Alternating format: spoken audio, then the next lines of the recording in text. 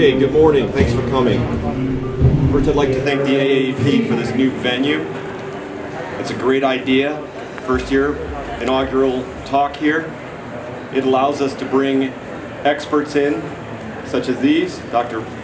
Poole and Dr. Rantanen, so they don't have to write an abstract and submit everything. We can just all learn. I'm truly humbled, having worked with them for years, with what they've been able to teach me. I hope you feel the same way today. And then we've got a newcomer here, Dr. Bryan that's going to show some data as well, connecting the dots. So over the last 5 years, Dr. Rantanen and I have shown you the effects of the laser on clinical cases, anecdotally.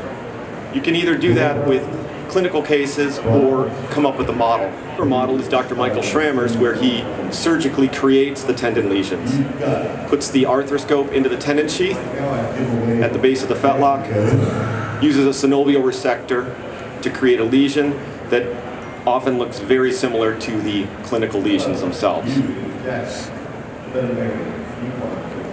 So now I will turn this over to Bryan to show the results of that study. Okay, so this study was done in Lyon on 8 horses, and you show the model here. So before I get into presenting the data, let's talk about what we actually expect. So what does laser do in 30 seconds or less? And this is a full lecture that I'm condensing in 30 seconds. But in general, there's 3 main things as far as therapeutic concern.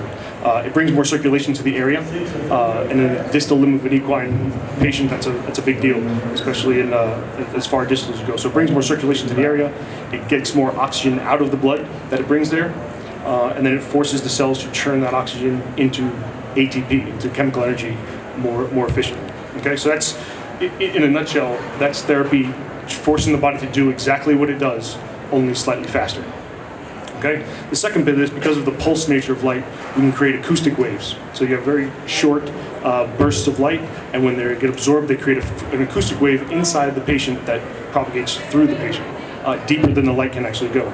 And what that does is it kind of modulates the extracellular matrix, and it can force some of the growth factors that live there to seep in the tissue when they wouldn't have otherwise. Normally you need healthy cells signaling the extracellular matrix, and that's how you get the growth factors in. In this case, we can do that almost artificially. You force those growth factors to seep into the tissue, which creates tissue healing where it wouldn't have otherwise, and that's what we call regenerative laser. Okay, so that being said, in a nutshell, what did we expect to see from this lesion, right? What do we expect to see from in the study? And the grandiose way to say that thing is we want to see faster and higher quality healing of the tendons. So let's see what the data actually bore out. So we know it broken up. So Dr. Schrammer's model has been used in the past, and we know from the control group, what you're going to see, there are 2 phases. There's an inflammatory phase, and that it turns into, at a tipping point, it turns into a remodeling phase of the tissue. Okay? So this is what the control data looked like, and we see exactly that. Okay, so qualitatively, we saw what we expected to see, right? And this is just in control. There's no laser to be had. The tendon gets bigger for a period of time during the inflammatory stage, and then at a tipping point, in this case about 5 weeks, it starts getting smaller as a lesion. Okay, so let's quantify this. So the slope, the rate at which the tendon increased, so you can see that's what we're plotting here. We're plotting the slope on the way up, we're plotting the slope on the way down, and we're plotting the time it takes to get from one to the other, right? And so to quantify that, it's 1.3. So caveat, what did we actually measure? We measured the cross-sectional area of the lesion relative to the size of the tendon in general. Okay, so that ratio increased by 1.3% per week for the first 5 weeks, and then at 5 weeks we reached that tipping point, and then the lesion starts getting smaller at a rate of 6.61% per week over time.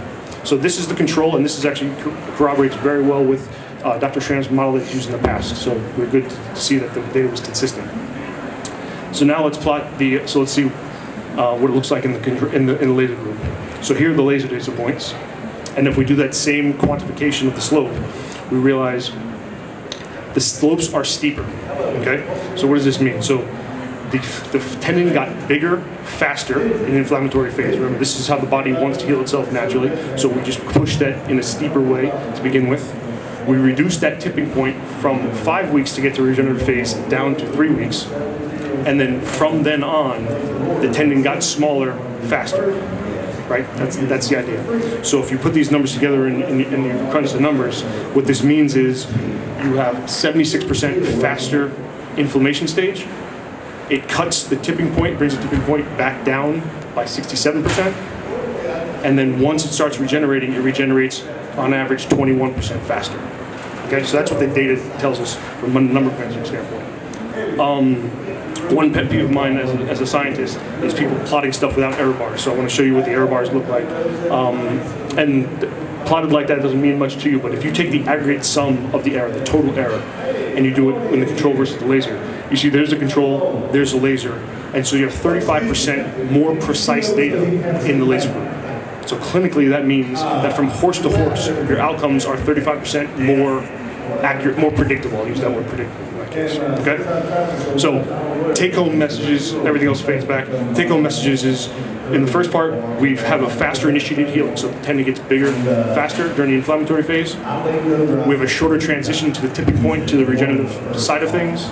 And you have faster regeneration once that happens. So that is the, and so the last bit is more predictable, right? Because you have less mean error across the board, your results are more predictable from horse to horse when you're doing laser versus the control. Okay, so that's my side of things. That's the egg head of the punch. So what that means clinically, I'll have to hand it over to my colleagues. So